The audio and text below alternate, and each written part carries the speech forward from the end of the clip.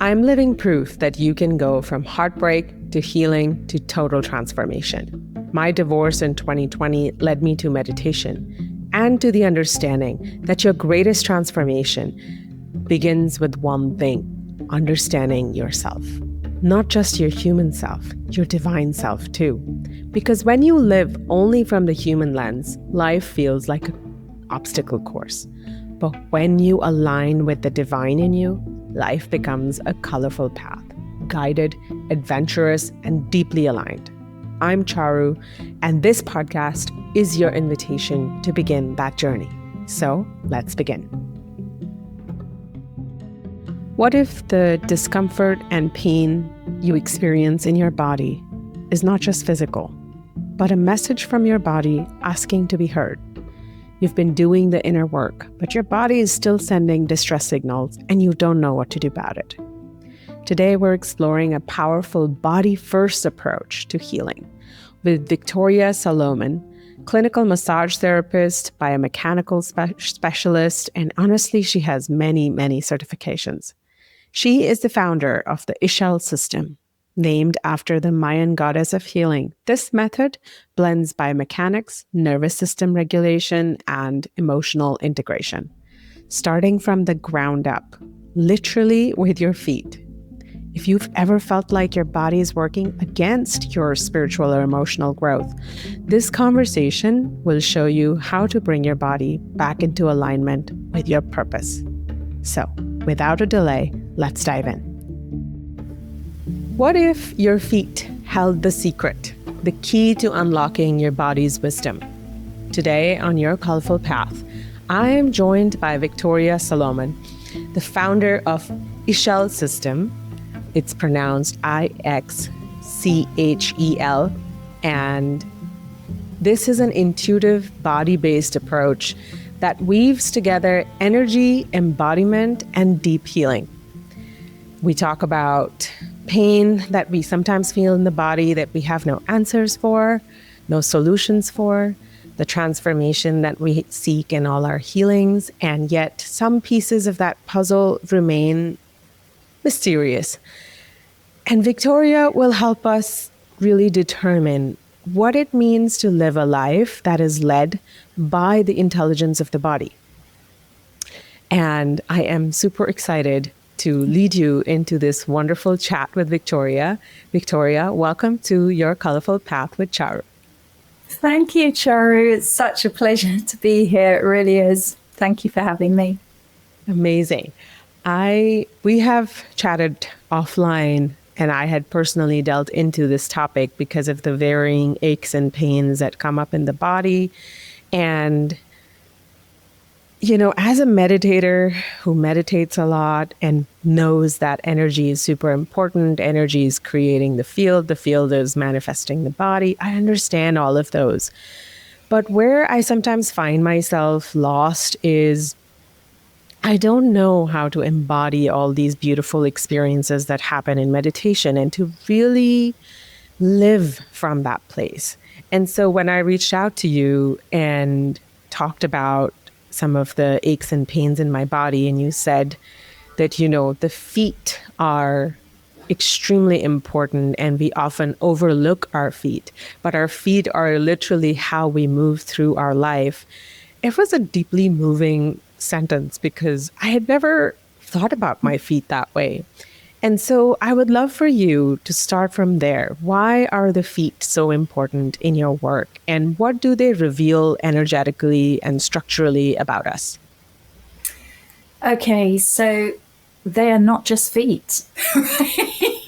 You know, we look at a foot and we see a foot, 5 toes, the sole of a foot, top of the foot. We hear a lot about grounding the feet. But the reality is that most people know nothing about what's underneath their skin. And underneath their skin, for anyone watching this, we have these incredible 26 bones. So in one foot, there are 26 bones. There are 33 joints. Every bone in the foot is a slightly different shape. Yeah, it's slightly different size. They're all unique. And the relationships of all of those bones is absolutely essential. And of course, we've got 2 of them. We haven't just got 1 of them. So we've got 66 joints in our feet. You know, we've got all these incredible bones, and the direction that they're all going in, the capacity they have to function and to have a relationship with each other, is the relationship that our body is having with the ground, but also it's responsible for all the support that goes upwards to every single other structure in the body. So we know with a table, when a table rocks, when something doesn't feel balanced, where do you go to? What's the instant thing you do?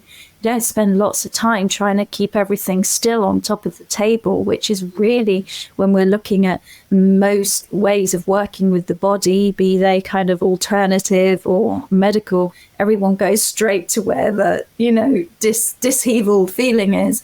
Whereas actually the feet are this foundation, and the mechanics, I work with biomechanics, are absolutely essential. And in meditation, everyone is working with energy, and everyone's got emotions going on. And I bring people back to energy and motion, the motion of the bones, the alignment of the bones. Everywhere 2 bones meet is an energy center.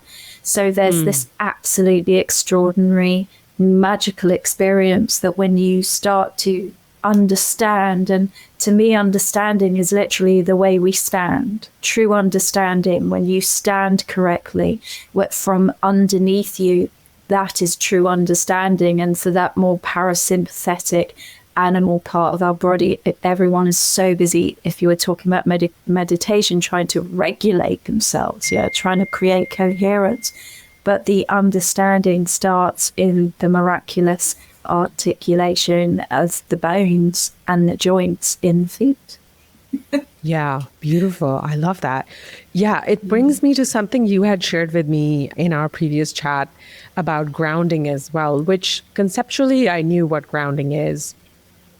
But, you said something about, we were doing this practice that you've taught me about using the foot tripod and really getting contact with the earth and feeling your weight in it. And I think I've, for the first time, really understood what grounding was, because I had an intellectual understanding. I had a spiritual understanding. But that day when I really used my feet, I think, correctly, maybe after a long time, or I don't know, maybe for the first time, I really felt a connection with the earth, and not in an esoteric way, but in a way that I felt supported. Does that make sense? Yeah, of course. Yeah. I mean, that's amazing. Yeah. And again, we're not just, when we're grounding, we are not just communicating with the earth beneath our feet. It is all of these bones that are functioning and are having this relationship with the ground. It's far, far more sophisticated than a sense of, just ground. There is the center of the mass. There is gravity in our body, and it has to sink down. But the way it sinks down is absolutely essential, and people aren't taught about this. So what you experienced in that time when you were guided by us was you orientated your feet so they were both a certain width apart. You were told where to point your second toe, so it was pointing forward. We give very, very clear directions, and you were told about the foot tripod.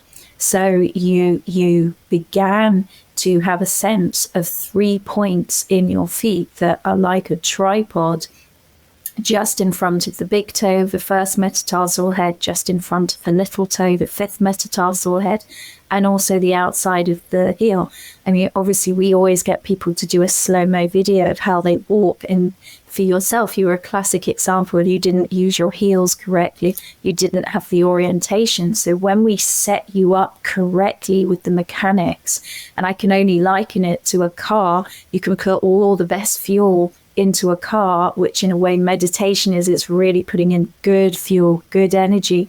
But if those wheels, even if one of them is slightly going in the wrong direction, which is what's happening with people's mechanics. So people are being very conscientious when it comes to exercise. They might be in the gym, they might be doing yoga, they might be doing Pilates, they might be whatever it is they do, but no one has actually ever taught them to use their mechanics correctly, to stand, to walk, to understand how gravity and center of mass and every single other structure above has a particular alignment, which when it works, when all the alignments of the skull, the rib cage, the pelvis, the feet work together, it's like an orchestra of beautiful energy. You know, it's just the body gets to do its thing, feels supported, all its internal scaffolding and everything in motion is just beautiful.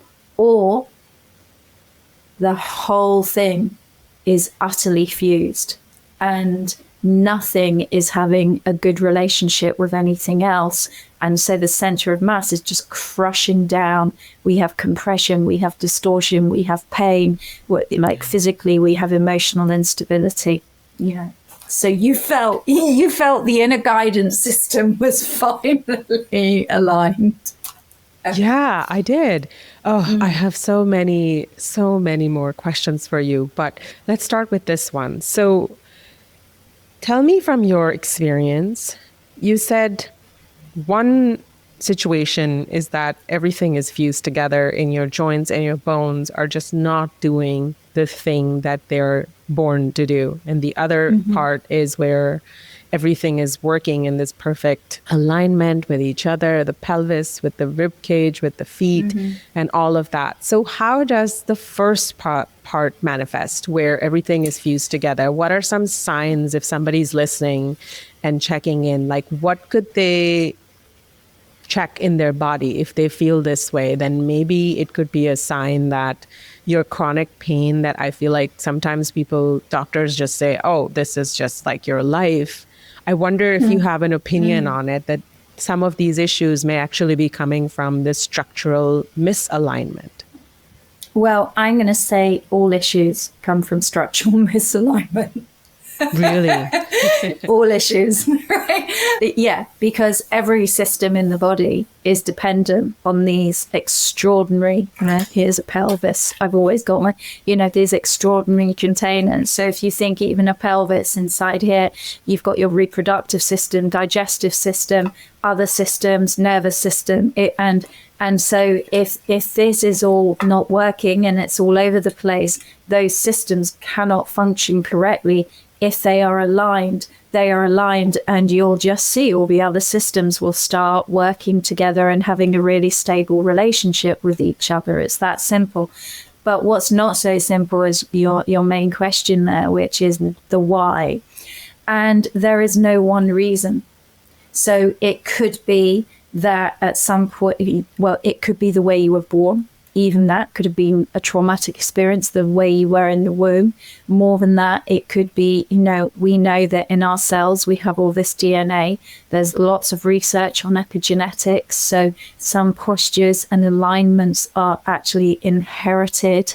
The people you are around, we see this with children all the time, to the point where I refuse to work with children unless their parents will do my program, because children are just sponges and they just mimic the alignments of what's around them, especially their parents or their main caregivers. So we have epigenetics. Yeah, we have what may have happened to them in their birth.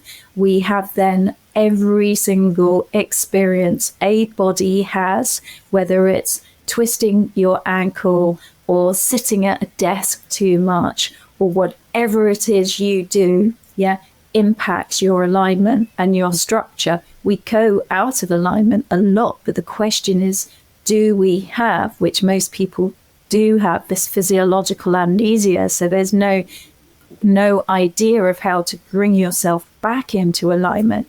So physical injury. How would you explain physiological amnesia? So physiological amnesia is, let's say 3 weeks ago, you fell over and twisted your ankle. So immediately your body is going to create compensations to take the pressure off your ankle. Yeah, there's not one person listening to this who doesn't understand that reality. We've all done it. And then what happens? The ankle gets better, but all of the other compensations in the body that will have happened, these very minute adjustments here and there to change alignments, to take the weight off, there is not a moment where the body goes, right, everyone, let's all get back into alignment. You can all do what you used to do. And instead, they've got used to their new normal. And I call that, it really is my own expression, physiological amnesia. Other practitioners would just call it compensations, stuck in the memory. But I find it more interesting because I take it a step further, because I'm looking at also emotional experiences that have happened. So if you're in a conflict, if you're in an abusive situation, if you're in grief, if you're in like these different emotional experiences, then the body also kind of collapses and compensations kind of start to get stuck in the body. You know, we all know someone walks into a room and you can read from their alignment, their posture, what's going on. Now, what will happen if someone's been grieving for a long time?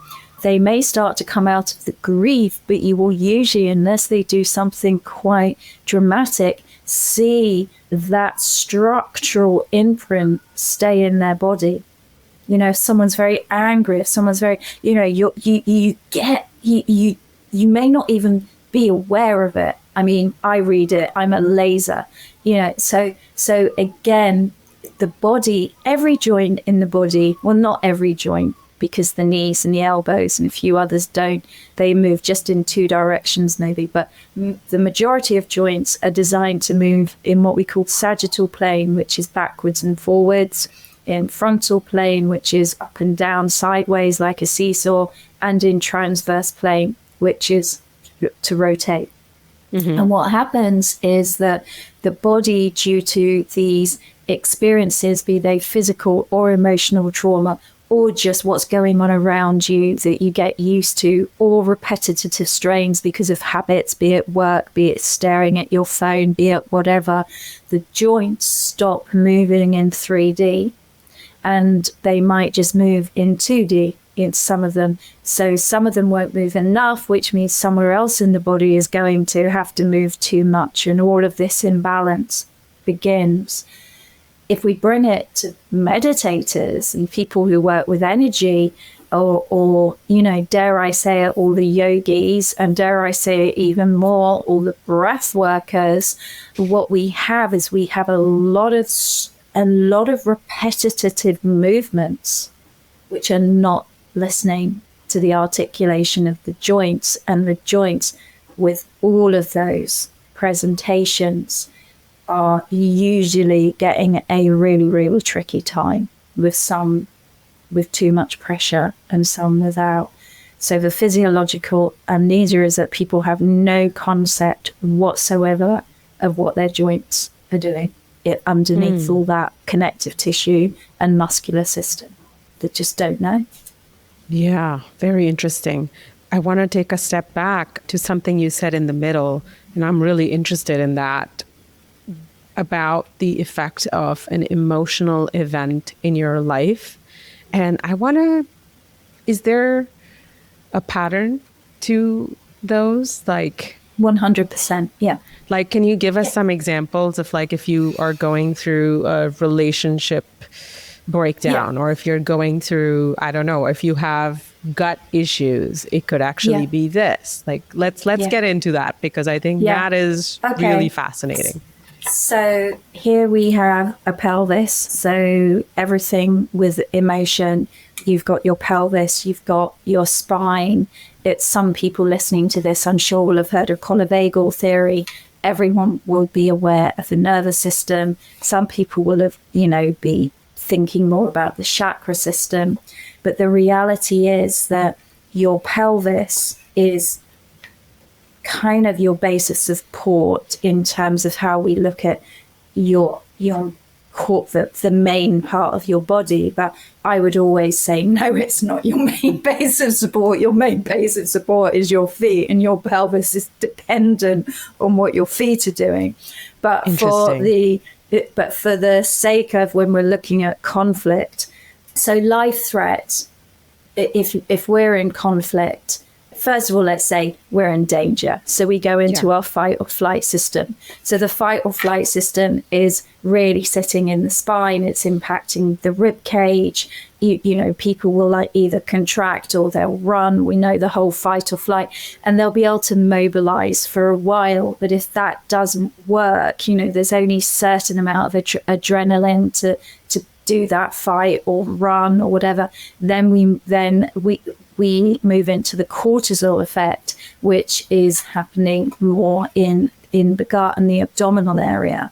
So what we'll always see is someone who's moved into that real life threat, that freeze, that fawn, the posterior will always go anterior, always. It just cuts. So it's an experience which obviously when we teach our program, people will feel it immediately. But what happens is that the mechanics of support disappear. So, you know, historically, that could anesthetize. It allows us to numb out. It allows us to not feel this area when we're that terrified and that in danger. It cuts off sensation. So maybe that's how we survive. That's how we get through. Unfortunately, in cutting off that sensation, it also cuts off the power and support of the very mechanism that should help us stand up for ourselves, that should help us stand in our power. So you always know if people are in conflict, if it's prolonged conflict, that they're always going to show up with a particular presentation. I mean, most people who turn up in my world have an anterior tilt. The question is what? Yeah, the question is why. I have the anterior one.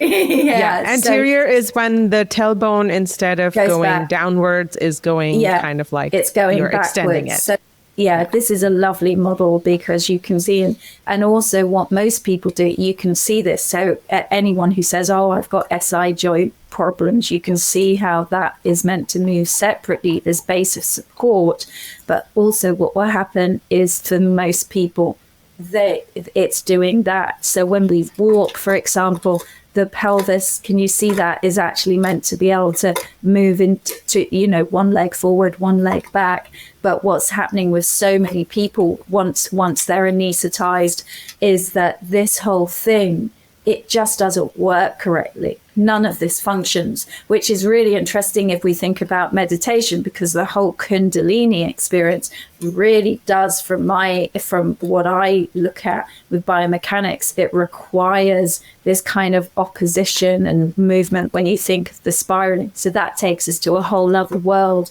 But the moment that there's conflict, if you're not going to fight or run, if it's prolonged, it becomes exhaustion, and all of this gives way, and then the feet just simply, that the bones of the feet and the legs can't allow the mechanics of this to work. It sounds complicated, but we actually take people through the process in such a simple way, which you've begun to see, that we teach people so a 10-year-old can understand it and a 90-year-old can do it, and anyone in between, they can do it too. But just starting to understand what is actually going on inside of you, with your bones, taking it back from the world of osteo or chiro or orthopedic, and actually just starting to understand. Also with meditation, there's a lot of leaving the body. There's a lot of dissociation. No, hello, get back in.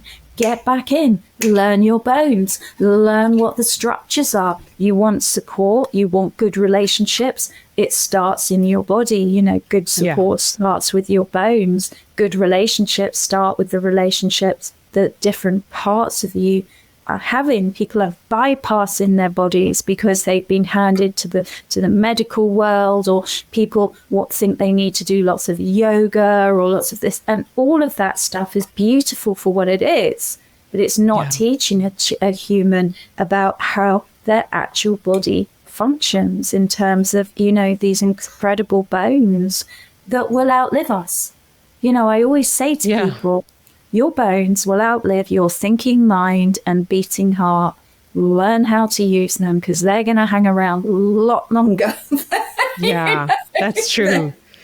Even when people are cremated, people go, yeah, you know, I've got the ashes back and the bones, there's still lumps of bone. You know, this stuff is the most powerful thing that we have in our world, you know, and it's inside us. So that whole saying, the tower is within you, is like, this takes Quite it literally. to another level.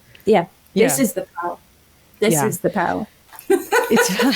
Thank you for that explanation. I think I heard you talk about like prolonged conflict showing up in your sacral area. And it's funny, it's spot on, because I think these issues started with me in my SI joint and all these things in my last marriage. And the emotions there were so hard to handle that I think I was anesthetized to my own experience, because I didn't know how to resolve it and I didn't know where to go. So I think that, like, for such a long time stayed. And it's funny, now that it's a new relationship, now that I've done so much work, I remember when I met you and I started the program, I said, it's a very clear signal from my higher self that you're progressing, but you cannot progress with these unresolved patterns that are literally stuck in your body. And I had no language to explain this to anyone else, but you really got it. And I see that reflected in what you just shared, which is so interesting. And do you think this is this? So every energetic center, we have 8 in the body that we sort of meditate to. But I know that Eastern medicine systems and many others say that there are so many more energetic centers. I want you to speak a little bit about those and how these misalignments may show up in other forms. Like, sometimes people complain about not being able to really speak what they want to speak. Like women, they say, you know, I'll either clench my jaw or I will just not be able to stand up for myself. And I know that that has a lot to do with the 5th energetic center, which is our throat area. But I wonder if the jaw and the throat and the collarbone, like, is this another angle to look at? Yeah, I never look at it in separation. So we treat the forest and not the tree. It's not just a jaw. When you look at the spine, at one end of it is a pelvis, at the other end is a skull. And the relationship they're both having is impacting the other. It's like a seesaw. Okay, touch one end of the seesaw, it immediately impacts what the other end is doing. So as much as, you know, we know about the different energy systems, I come in with a very, very different perspective. So I know if you have a tight jaw, your pelvis can't move correctly. I know that. I don't look at it as just the jaw.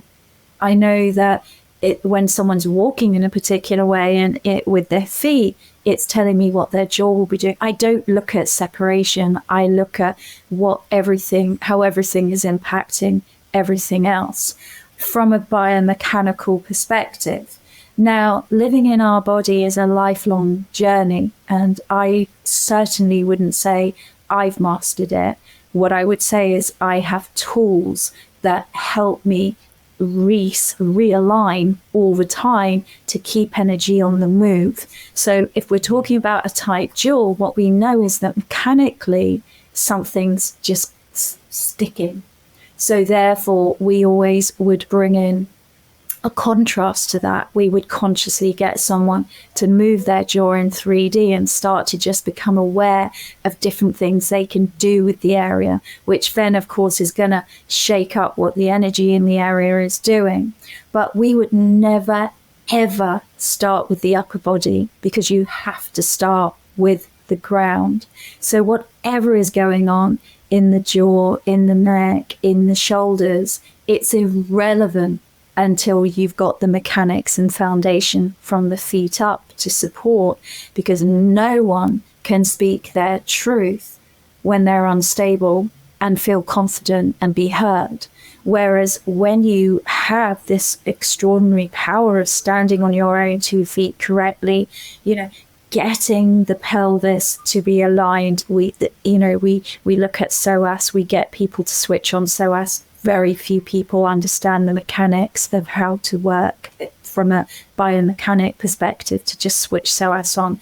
Once we have all of that and we can move up with the mechanics and get the joints moving correctly, then when you come to express, when you come to, communicate that energy from that part of the body which has been in lockdown, you will feel safe. You will feel engaged because the mechanics are engaged. So there's no trying. Well, there's no trying.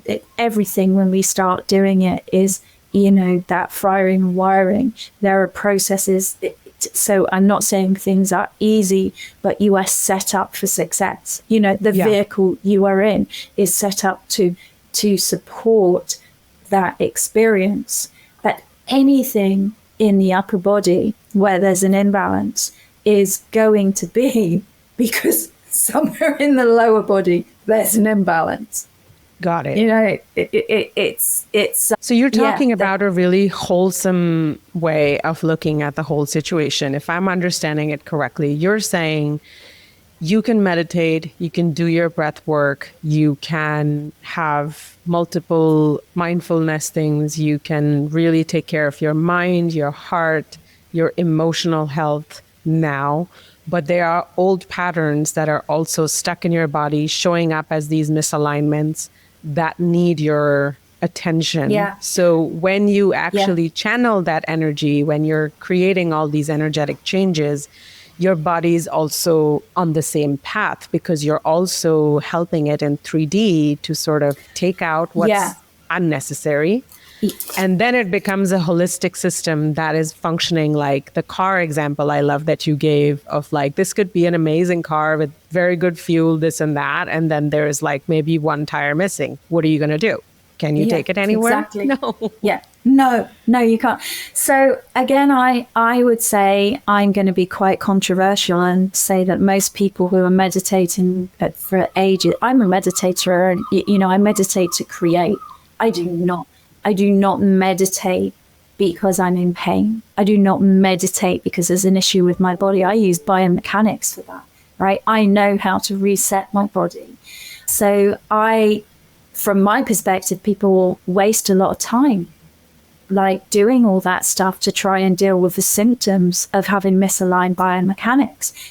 Meditation from my perspective is used to create and vision and create what I want. And then I have these extraordinary aligned biomechanics. So things happen really quickly.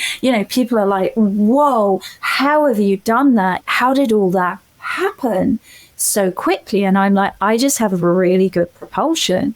Whereas a lot of people are using meditation, they're using breathwork to deal with the symptoms of misaligned biomechanics. So it's a bit of a crazy thing, from my perspective and from anyone who trains with me or, becomes a client, because it's like, whoa. And, the hardest thing, especially, I've had doctors cry who've trained with me because it's like, how were we never taught this? Yoga practitioners who are like, oh my goodness.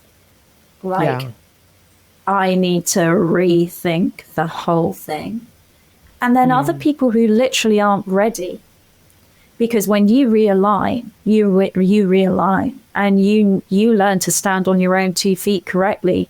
And so codependency, leaning on others, or enmeshment, people leaning on you, all of that stuff, it's not going to be able to stay present when you're in good alignment. Good alignment is what it says. It no longer fits. It won't fit, and some people are more comfortable in their kind of discomfort than they are in the reality of standing in their true power. You have 350 joints in your body. That is 175 energy centers potentially. Okay. Wow. So every joint the way when two joints align correctly, they create power.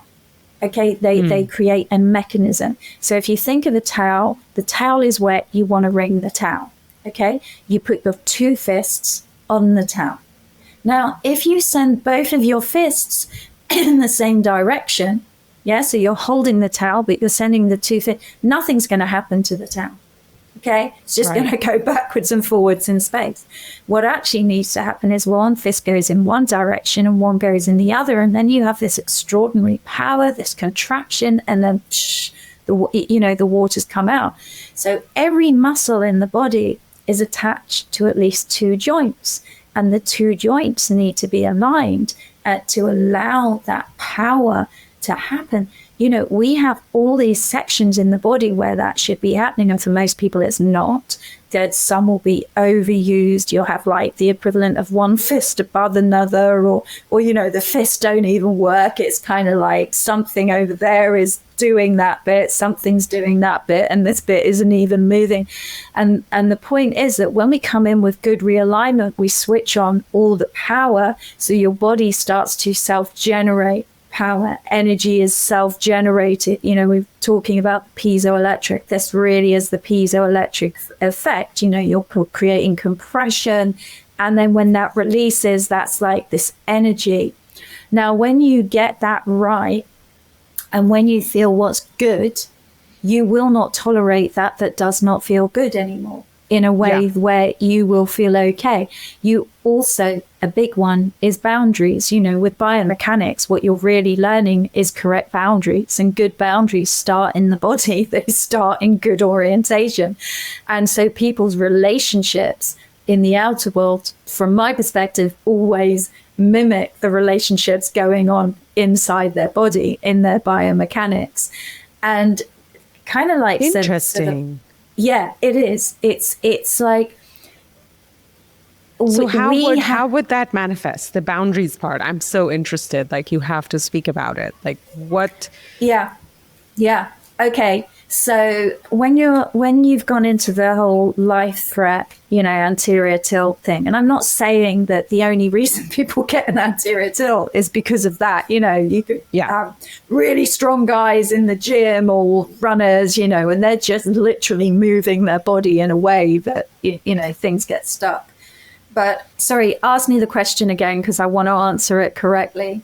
You were relating boundaries to our system, misalignment, and our body. Yeah, so with the boundaries, it is the most beautiful thing, because boundaries should be effortless. They should just be present. We are given a structure that allows things to move and articulate in a particular way. But what happens is, when things are out of alignment, some things can't move and some things move too much. And this is something, no one ever trained me unless this is just what I observed first in my own life, my own body, and then and then it just repeats itself again and again.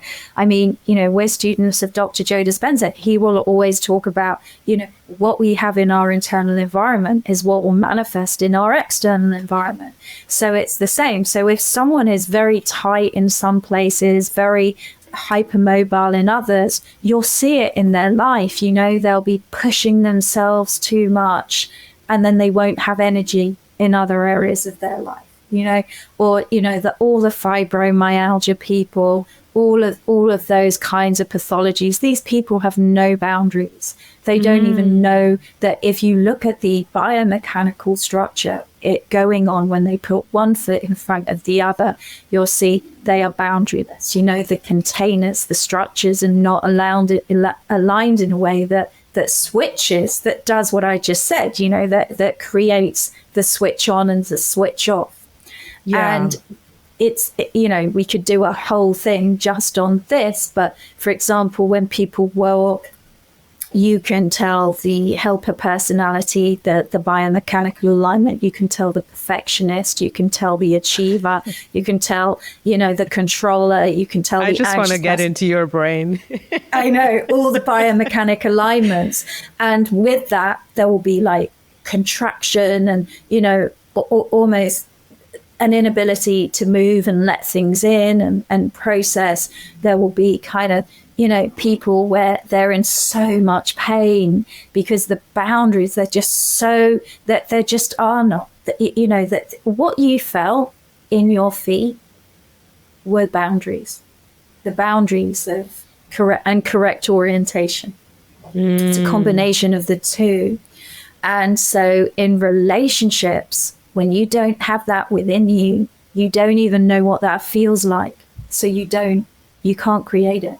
People will be desperately trying to create it in their external world. But the shortcut is create it. I have a client at the moment, she's amazing. And she's just, it's been a very, very interesting journey for her. But now that she's starting finally to feel these boundaries of the internal movements of her joints, she's coming and going, Victoria, I just told my husband I'm not tolerating doing this or doing that. I'm like, yeah, when your bones start speaking, when you start having a sensation of good boundaries in your animal brain, it sends different, that internal pharmacy, it sends different chemicals to your brain, and you will just find yourself standing up for yourself. Literally, because you are standing up correctly. You will find yourself standing up for yourself. Literally, it's so bizarrely simple. The metaphors of the bones coming into alignment, it is the most magical journey. There was a guy in LA, he's been doing the program recently, at 78-year-old, beautiful man, James. I'm sure he'll listen to this. And he said he's been doing emotional release before anyone else was doing it.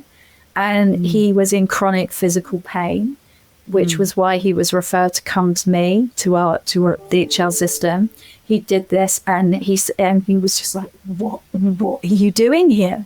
This is such simple stuff, but I've just cleared more karma in the last 7 weeks than I have in decades. What is going on? And it's because these are your energy centers where bones meet, where they align. When they start having correct relationships, you're no longer living the imprint of mechanics of your past or the mechanics of your parents or the mechanics of your ancestors. You've taken responsibility to move literally within your own articulation and boundaries, which, number one, generally, we can't promise anything to anyone, but generally a byproduct of that is less physical pain.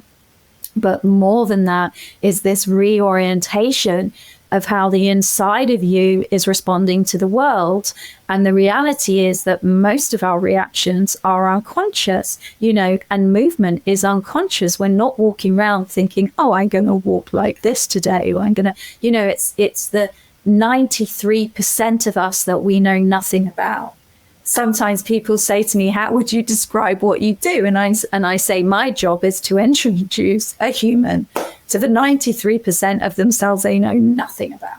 They like to think they know all this stuff about themselves. They spend this time, trying to analyze their behavior and analyze their feelings and this, that, and the other.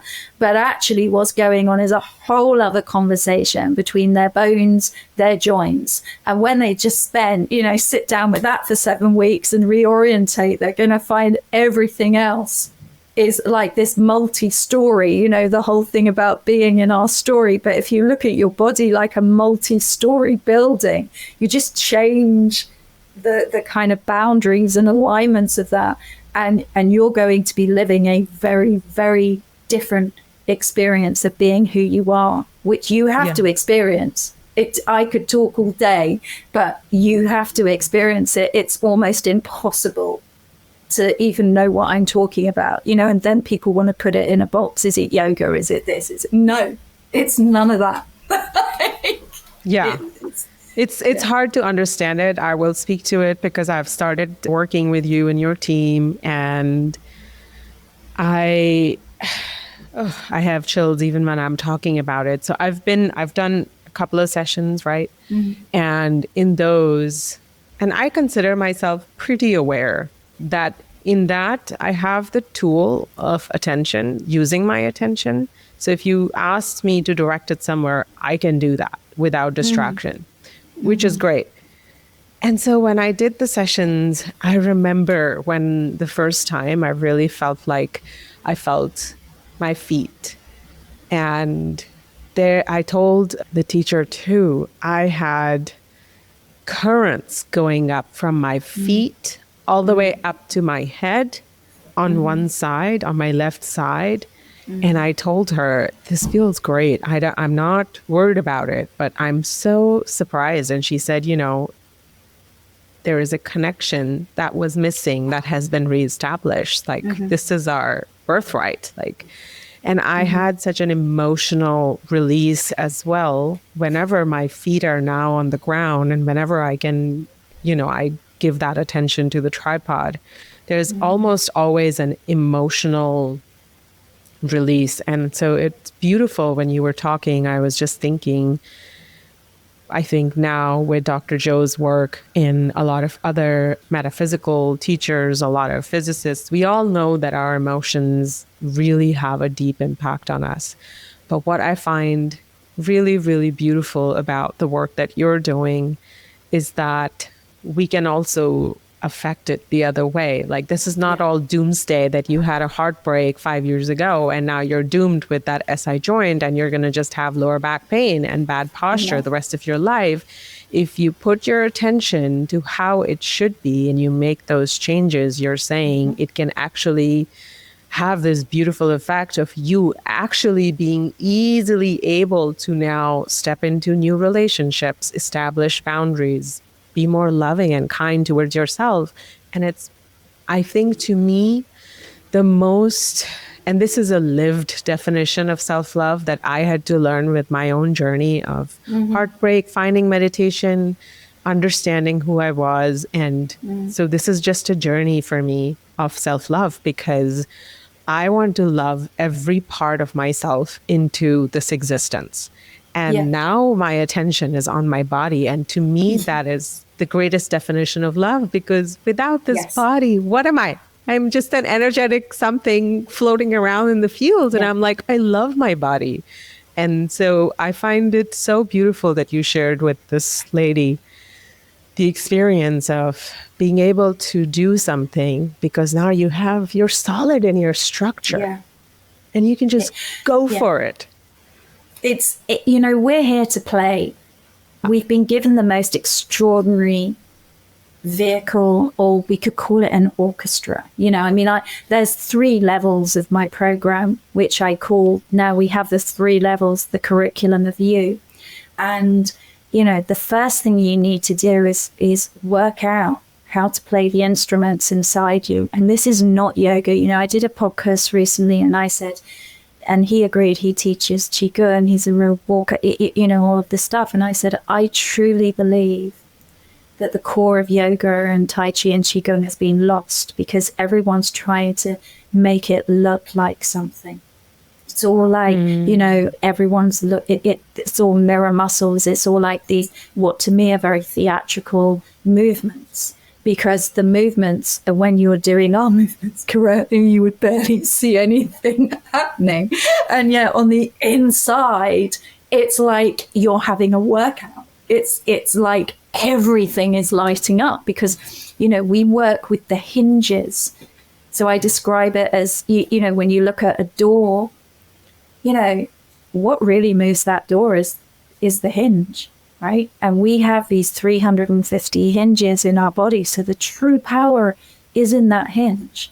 It's not in the door. The door is dependent on the hinge and the connection to the frame, right? So you've got the frame, you've got the true movement, the true power, and the true energy is in that hinge. So, And the hinges for us are our joints? Yes. Yes. Of course. Yeah. Of course. And so people are doing all this stuff and they're bypassing. So the experience, it's just one massive superficial bypass with most things. And that's okay. There's nothing wrong with that unless something is wrong for you and you want something to change. And in that case, go deep. Go deeper than your muscles, go deeper than your fascia. When you were talking about that feeling coming from your feet, what you were describing from my perspective was that the fulcrums which are the bones and the joints, were finally having a relationship where they were activating energy. And so then the messaging coming up through the connective tissue, through the myofascia, was all being kicked off. And, you know, if you look at muscle trains, if you look at, fascial trains and Tom Myers and all of that work, you know, it starts in your toes, it comes all the way up into your head. Of course, there's a connection. But the question is, how do you activate that? And the activators are the bones and the joints. So even with myofascial work, you know, people are busy doing all of that stuff, but a lot of that is very unstructured.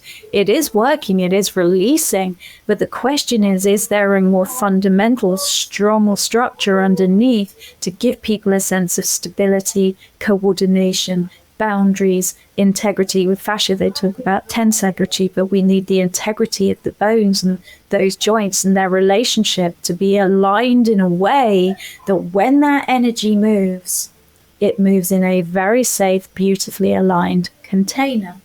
Otherwise, what people are doing, they're triggering energy movement, that the body, the actual container, the core, the real core, is not articulating and engaged and boundaried enough that the person experiencing that energy movement is the driver.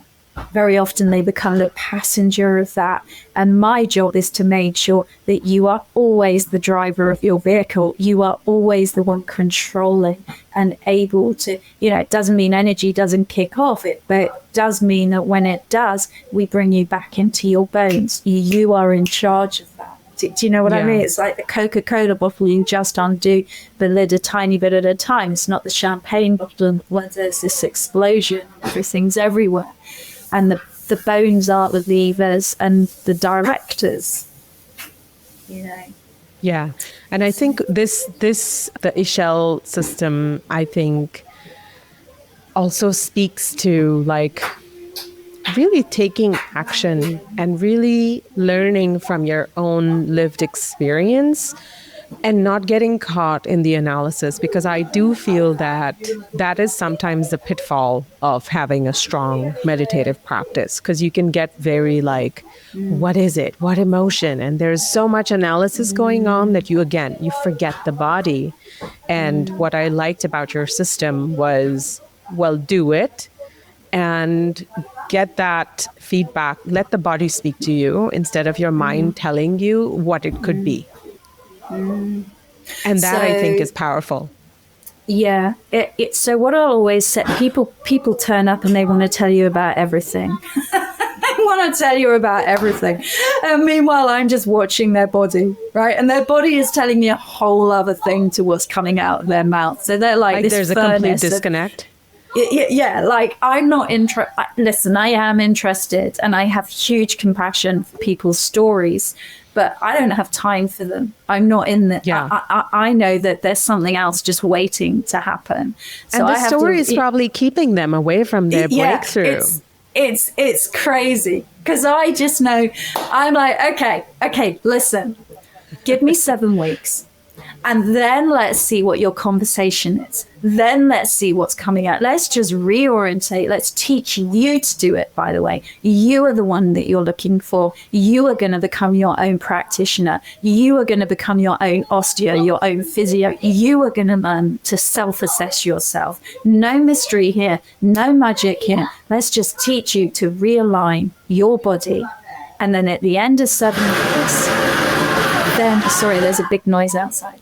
Then we'll come back and we'll listen to your story. And it's hilarious, because then when people move on to level 2, you're kind of there at the beginning and you've got totally different people. They are not, you know, they're like, they wouldn't even, their bodies, it's like, we're here, we're in. So the give me 7 weeks is like, let's just realign you and then see the conversation and the conversation conversion, you know, of the experience. And so what would you say? I'm just curious. What would you say to somebody who is curious about what you're saying, but doesn't want to take responsibility for their life. And why Then I they're not ask ready. this, yeah, Yeah, why sorry. I ask this is because there are people who are in a lot of pain and a lot of conditions that could be healed. But it sounds like working with the Ixchel system is really at some level taking responsibility for your Yeah. life, because you're depending on Yeah. yourself for feedback, right? You're becoming it in your life. Like you said, you are all you need. But what if somebody doesn't feel that way? You feel like they should just wait till they are? It's such a good question, because also, this is something as my organization grows that is a bit of an issue sometimes, because I'm very direct. I love speak it. my truth. I have to be direct. I'm like, okay, can we just be quiet? Let's come back to the boat. I will bring people back. But some people are not ready for that. Some people, and that's why the question is, are you ready? Because you are going to need to change stuff, which the discomfort might be really comfortable. And where we've got to in my organization is that occasionally some of my practitioners, their clients, will want a session with me, right? They're like, okay, this has been great with, the practitioner, but they'd like a session with me. And then they come along wanting that. Or, they kind of say they want my feedback, maybe. But when I give it, they're actually not ready for that, because I will be asking them to be quiet in a way, because they'll have lots of narratives. They'll be in the, I can't do this, it doesn't work for me. And there's Or you don't know always a anything, reason. Victoria. Yeah, whatever it is, because they're going to need to make me wrong or someone else wrong so that they can stay in their alignment. And it is interesting, because so long as I have my own relationship with clients, it's fine. This never happens, because we're going through a journey together. But for some people, you have to do this because you want to do it. I say it works for the 95%, but there is the 5%. And the 5% kind of wish things were different, or they've been told to do it. But actually, a wish and a will are two different things, Yeah, to have very. that will for transformation. And, what people don't realize with me as well is I teach what I need to learn on a daily basis. I didn't plan to do this. This happened to me. I probably mentioned I come from a family where my father and both his parents took their own lives. It was very, very clear that I was potentially heading in that direction. Most things didn't work. I mean, I've done it all. I've been there. I had addiction. I had everything going on. And so there is nothing that I say nothing. I pretty much got every story going. I've been there, so I get it.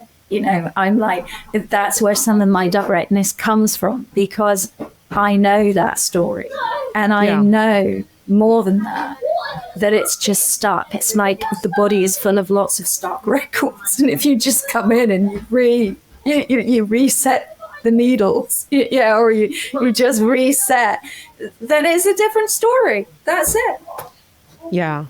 So I would love for you to tell us a little bit of your personal journey, because, I know there's a lot there, and I think it will really help people know that you're coming from, like you said, a place of knowing and having been there. And I personally love the story of even how you came up with the name. So, let's just get into it. Let's get more personal. Okay. All right. So there's some of my story which I won't share, relating to my own children and why my marriage stopped, because it's just too private for me. But it is in a way where I built the system. But the reason I attracted that situation, the reason I created such a difficult experience for my children and myself, was because I was the child of an extraordinarily traumatic situation.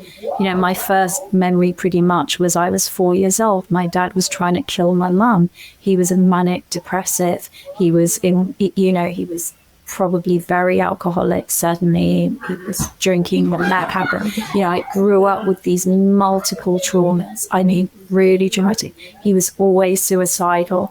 I had this going on around me, in front of me. You know, he was in prison after he'd attacked my mother, but then she took him back 2 or 3 years later. There was a lot of violence. In the end, it was then more, I mean, literally, this was my childhood, Wow. and, it impacted my brother very badly. I became so much of the time a carer for my mother. It was like, that was my role, I wanted, by the time my dad disappeared, it was like trying to keep my mum going. She would be on medication. I mean, my mum functioned. There was food on the table. The house was kept nicely. It's a miracle. For her, the organization of just a day-to-day existence of that was what kept it going. But the insanity of what was actually going on. But in her mind, so long as the house cleaning was done and everything looked fine, everything was fine. And it really wasn't fine. And then my dad, these suicide attempts to be around them as a child was just horrific. And then, I think his mother took her life when I was 8. His father took his life when I was 16. That was horrendous to me because my grandfather was very important to me. I loved it. It didn't make sense. I then became very ill with undiagnosed until I was 20 celiac. So of course my body couldn't process, the solar plexus is the celiac plexus. So it's not surprising that at some point my body just went, I'm done. And it is where the sympathetic nervous system and the parasympathetic meet. So, just this major car crash of being able to process life and process emotion and energy emotion. And then when I was diagnosed with that helped. But then when I was 25, my dad finally took his life. And that was devastating to me. I mean, he was not when I say he did his best based on what he was able to do, but he was not a good role model as a father. I mean, he was a nightmare. I was terrified of him. Everything was about, trying to make my parents happy or proud of me. It's like this crazy codependent, crazy thing of what, like I would never expect my kids to do things to make me feel. I mean, maybe on some level it's nice if your kids do stuff and make you happy, of course, but it's like they shouldn't live their life for me to feel okay, for me to feel I'm not a failure or something. And so that was when kind of the healing answer. I had a moment after my dad died, and the situation of it felt incredibly incriminating to me. It was huge to try and not feel guilty and not feel responsible, because I didn't have the tools. I didn't have any support. So I was in major addiction, smoking drugs, whatever, to just not feel, to just get out of my body, because living in this body was not a nice place to be. I climbed the highest mountains in the Himalayas. I did all the geographicals, but guess what? The pain didn't go.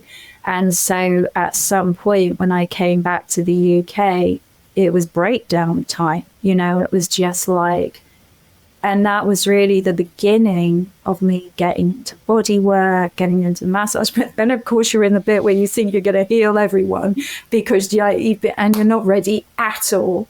So it was probably, it was once I got into 12-step recovery after a while that I was then able to take the good bits. And then I trained, I did a degree in clinical massage. I trained as a systematic kinesiologist. I then ended up by accident really training in gait analysis, which was then I then realized that the sports people over here, the guys, the Olympic coaches who the athletes want gold medals, they know biomechanics using the body is very important. Yeah. And then you've got the world of trauma therapy and counseling and the other side. and no one had put the two together. What about the performance of the body just to put one foot in front of the other? And what about when a traumatic incident stops the body putting one foot in front of the other correctly? What about just biomechanics for teaching someone how to walk so that their nervous system isn't being crushed? And what I noticed as I kind of interlinked these two things in my own body was a major transformation. And as that transformation began to happen, then what I was able to tolerate in my marriage was not the same. And I had to then look at patterns I'd recreated unknowingly, unconsciously. And I had to look at what I was role modeling. And it ended up with an extraordinarily challenging and horrendous divorce situation, courtrooms, and talk about having to transform patterns, generational patterns. You know, my biggest workshop was in a courtroom. My learning to use my body differently, my learning to use my voice differently, my learning to regulate my nervous system differently. I was tested in the line of fire, you know, and I had to change my patterns. But I had all these tools. But what was driving you at this time? Like, I feel like a mother's love. A mother's love. When you look at your children and you realize you can hide it from yourself. You know, we can sit down and have a cup of tea with our pain for the rest of our lives if we want to. But when you then see the impact showing up for me, and I'm not saying it's the same for everyone, you don't have to have children to do this, but for the power of what I needed to turn around, it was always for my children. It was always, for a start, my children happened to me. Like, if there's one thing that happened to me, my kids were coming. Like, I am not one of those women who they were like, had a problem. we're coming. They were coming. They were coming. Number one and number two. And they were going to show up completely different personalities. So I was going to get like a real spectrum of parenting as well. And it was always them. They were the reason I overcame addiction. They were the reason I left my marriage. I could have left myself to be in a relationship which was not healthy for the rest of my life. But when I then had to wake up to what I was role modeling and normalizing, and that I had this capacity to do things differently. And, you know, to this day, they are, thank God I did. Just thank God I left. Thank God I managed it. And, you know, to that person that I was in that marriage with, on some level, you have to honor that level of that personality to have been that I had to go through that journey to stand up to.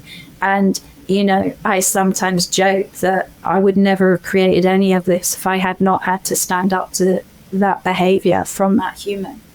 Yes. And then to stand on my own 2 feet and not be in that. And now I get to teach this like, all over the world. And, you know, people are having a similar experience, I would say. Beautiful. Thank you for sharing that.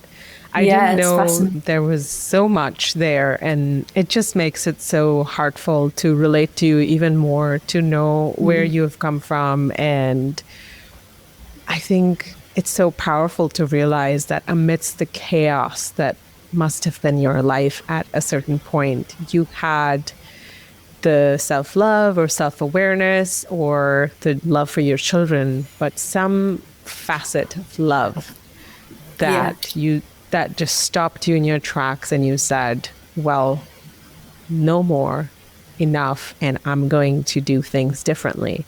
And I think that I really salute, and it really moved me when you were talking about that.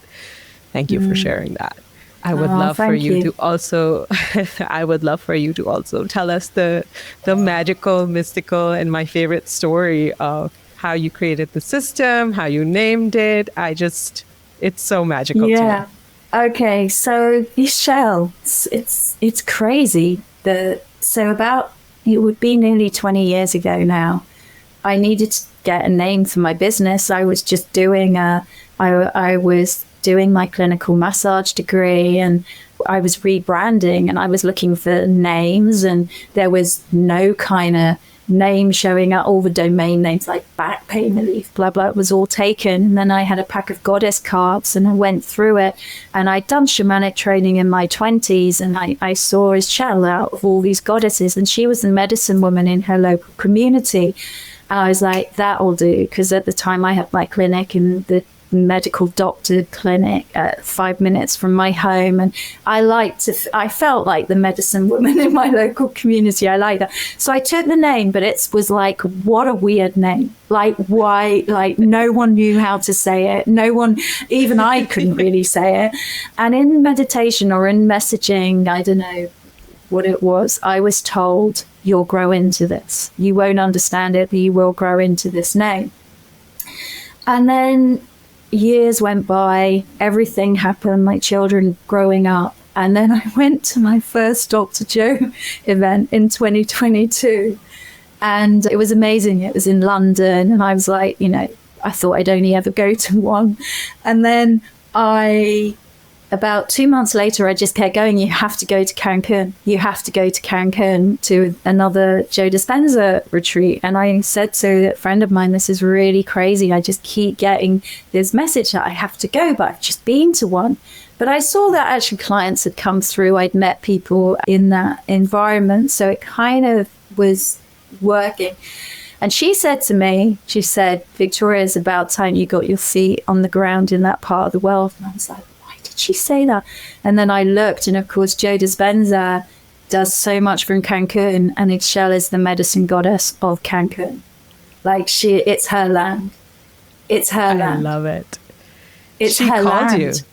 She called me 20 years ago. And so if we're talking other dimensions, it's like, and I always talk about the bones and the stones. And of course in Mexico, everyone's going, to Tulum and to Chichen Itza and everything, but over there on Cozumel, right opposite on that island, opposite the beach, where there's Joe Dispenza does so many retreats. This is the most beautiful pyramid. I always end up taking groups there when I go there now. It's like this calling. I just have to keep taking meditators to this secret little pyramid on Cozumel, which is Ixchel's pyramid. And so when that light comes up on that beach, when, you've got 2,500 people meditating, what I know is that Ixchel's pyramid is right there, and the light is coming up through it. And through the eye of her pyramid is actually, the sun rises just like it does through Stonehenge in the UK and other places,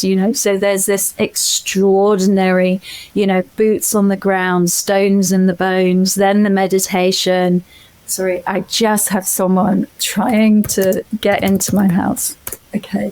So for me, coming back to the Dispenza community, coming back to, of course, Dispenza is all about 5D and quantum.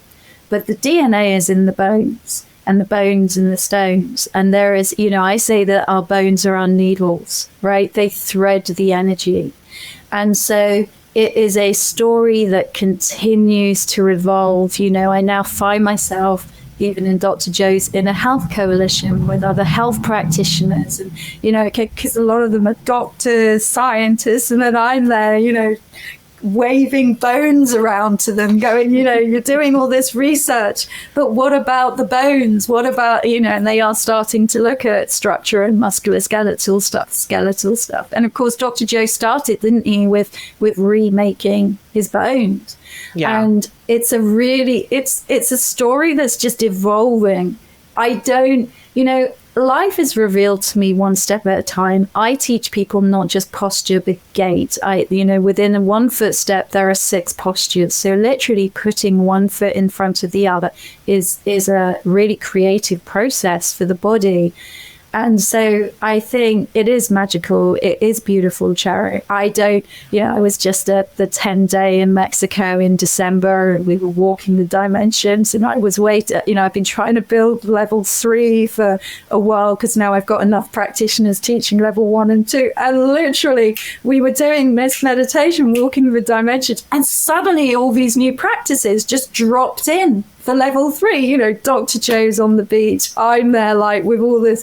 I remember smiling at him, and then I went and wrote down the postures, took the, you know, sent them to my daughter who does a lot of the administration, and then went to Portugal and spent 6 weeks putting all the new practices for level 3, which is where we start getting the bones to work with the organs.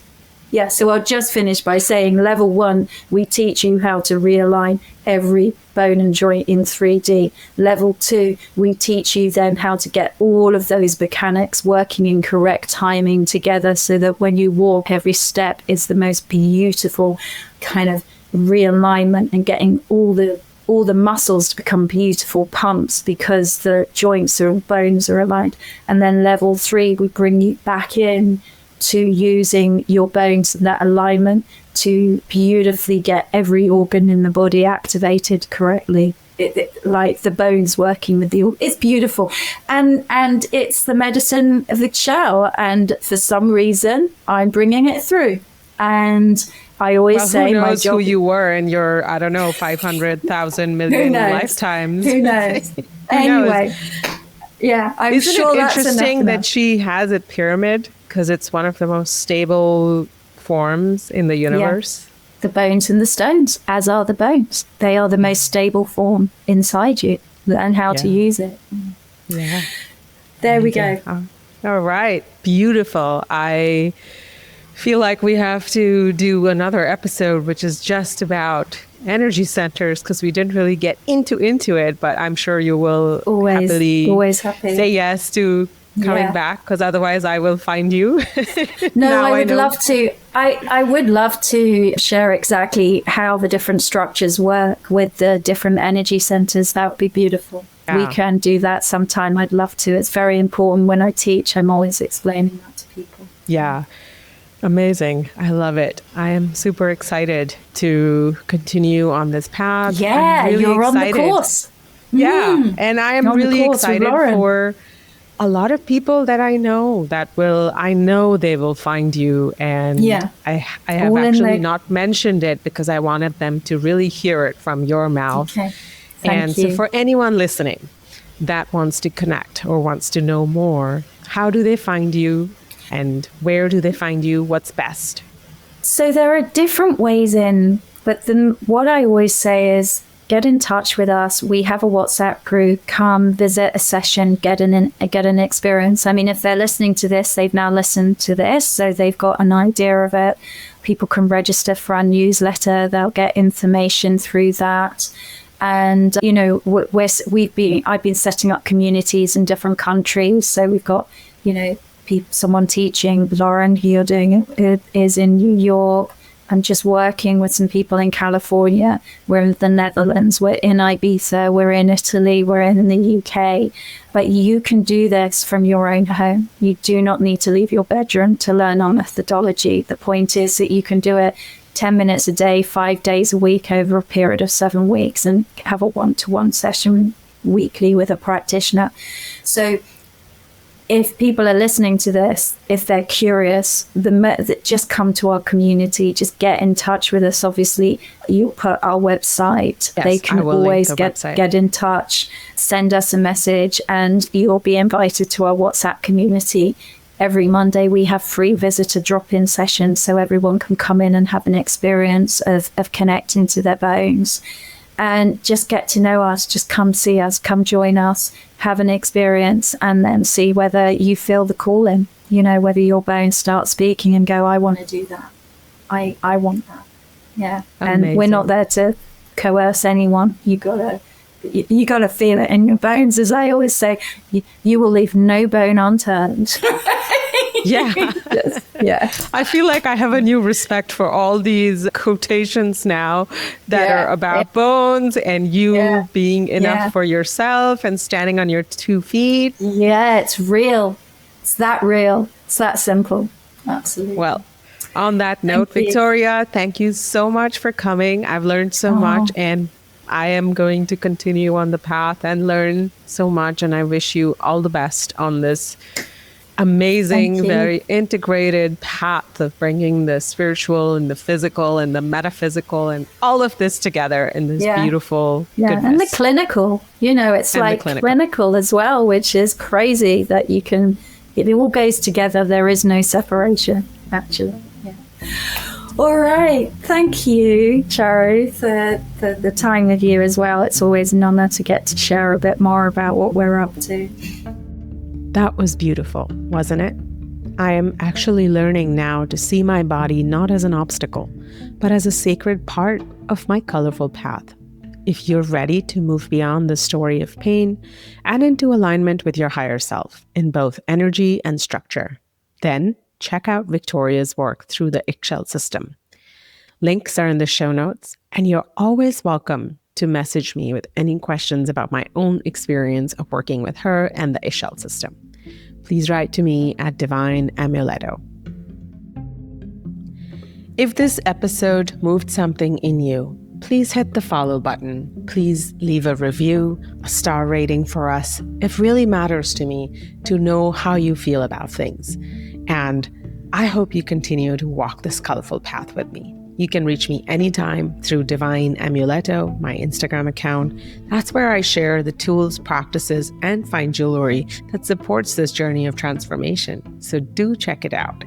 Thank you for being here. Until next time, may you keep listening to the wisdom within.